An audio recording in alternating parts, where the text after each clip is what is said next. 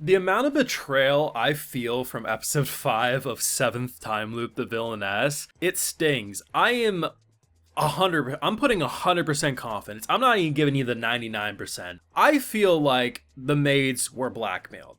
I think those tears were genuine. After everything our princess did for them, I do not see them doing at least I don't see her doing that without feeling a lot of guilt. I think there was a gun to her head. I think Theodore, being the little prick that he is, did a lot of slimy, shady things. And that's why they helped kidnap the princess. Because there's no way they willingly did that after all the beautiful things she did for her. Especially during that moment, we have the most intense negotiation I can recall in some time. And it ends with her basically doing things for poor people. Everything about that was saving his sister willingly and giving him, without blackmail, a cure for his dying sister and saving people from the slums. They are not the type of people to do that without a gun to their head. He did some shady bullshit, threatened families. That has to be what it is. Lucky for us, it's not that Theodore trapped her with him. No, Theodore's trapped with her. Like, she's built different. And I mean, we already know our husband-to-be, who goes from choke me daddy to the most romantic kiss I've seen in some time, he gonna come in and he gonna kill some fools. And honestly, I'm kinda here for it, but we'll see where it goes. I have a full live reaction, episode 5 of 7th Time Loop over on my Patreon. If you want to see my full uncut thoughts, they're over there if you're interested. That was one hell of a plot twist. I did not see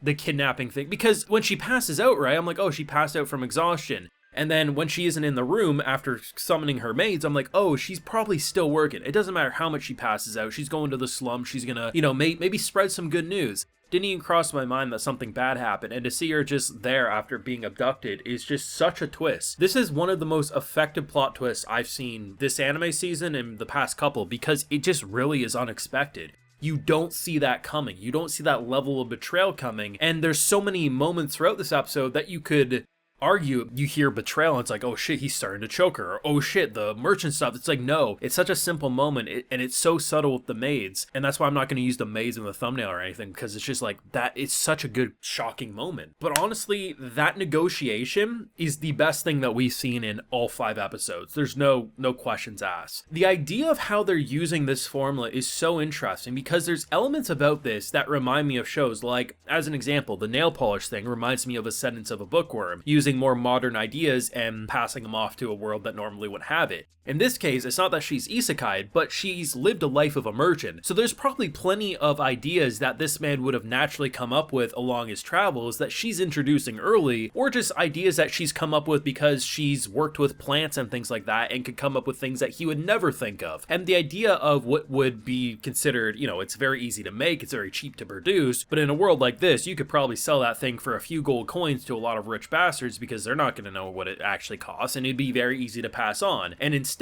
she's giving it to maids. She's giving it to lower class citizens and saying, listen, here's my deals. We're going to take a bunch of people from the slums and pretty much make a factory that's all about making this product, so they'll have a livable wage. Our prince, literally a few years back, introduced legislation that would give a minimum wage. He's a very progressive thinker, and as we can see, a lot of nobility doesn't like that. If it wasn't for our girl last week, nobility would have been very salty about the idea of using the army to protect the general folk, but because of her, hey, how about we show the general folk that the army's worth protecting, and then taxes can be raised. It's very interesting how they complement each other, but the idea of this negotiation and how the rug kept getting tugged. No one slipped and fell until the very end of the negotiation, but when I would think, oh, she's finally done it, like this is a good deal, he just would continue to just be like, no, you. And just, she would be shooketh, and I was shooketh. I was like, this man just refuses to give in. Like, she knows him like the back of her hand, but it doesn't feel like we're in a position to win. And then she uses the sister.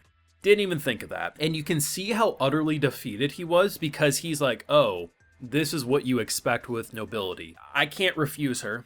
The fact that I didn't even try to keep it a secret. I've asked so many doctors how to cure her. The fact that she gave hangover medicine that ultimately did work, and she's, I give you my life. He would kill himself right then and there if it meant his sister would be saved. Like, that's what he felt. And the fact that she just goes from feeling so guilty, like, you can very clearly tell she wanted to use that as like a, hey, thank you for accepting our trade, here's a gift for you. Like, she felt very dirty to do it, so she very quickly was like, I don't want anything. Like, no matter what, you can have this. This is yours. cure your sister with it. A sign of good faith, let's have business relations. And then him getting on his knee, being completely devoted.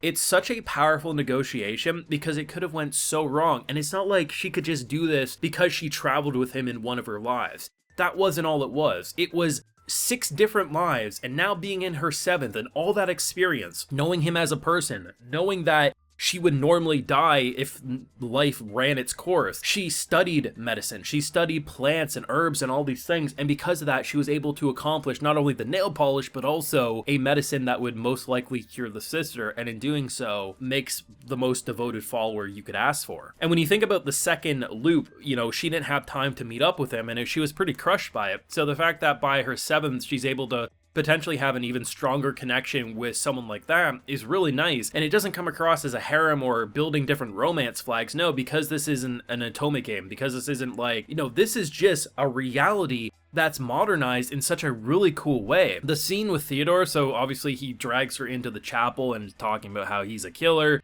He killed his mom, this, that, and the third, and I just am like, can we just please kill this guy? I just do not like Theodore. I was like, whatever growth hormones he's on is not working out for him. His head is way too small for that body, and half the time he's looking like Michael Jackson with those death glares. But the fact that he pretty much goes, "My apologies, daddy," as soon as his brother walks in, you can tell how much fear he like, if he's face to face with his brother, he knows he has no chance in hell, that his brother could body him, kill him, and make his life hell. But behind the scenes, he's doing everything in his power to fuck around and find out. And it would be so easy, and it makes me more and more confident that he didn't kill the king. And if he did, I mean, it's some bullshit to do with Theodore, I'm convinced. Like, I just don't trust this kid as far as I can throw him. And goddamn, I probably can't throw that kid very far, so that's saying a lot. But the fact that he comes in, and the idea that she pretty much knew it probably wasn't her husband-to-be. So the idea of sending the response letter doesn't tell him where she's going, but of course he'd be like, what the fuck, like, why am I getting this? So then he tags along, and obviously that whole scene was just very, very powerful. And honestly, because of the whole negotiation, I thought Theodore's stuff was done for an episode or two, and the fact that he goes from that choke scene, it's so great because he's not aggressive at all. He pretty much holds her as light as possible. You can tell, because there's one moment where he moves his fingers a bit more, but at no point is he aggressive.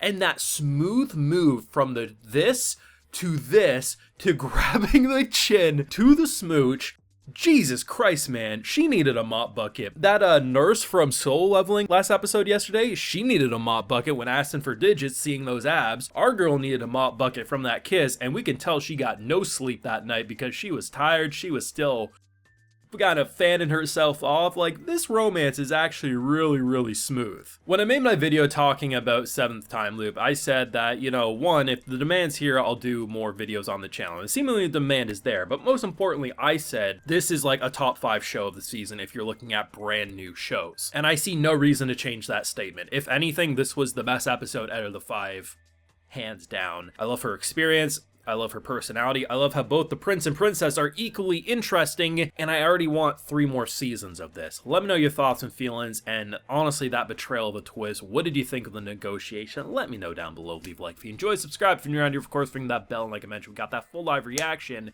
And hey, while you're over on my Patreon, I'll also give you a video shout out. So today we have Kim Andre Olsen, Gavin Lee, Dreadseed, Shadow868, Jacob Winslow, John RR, and Dominic Hamby. So I appreciate the support, everyone. Please take care and have a good one.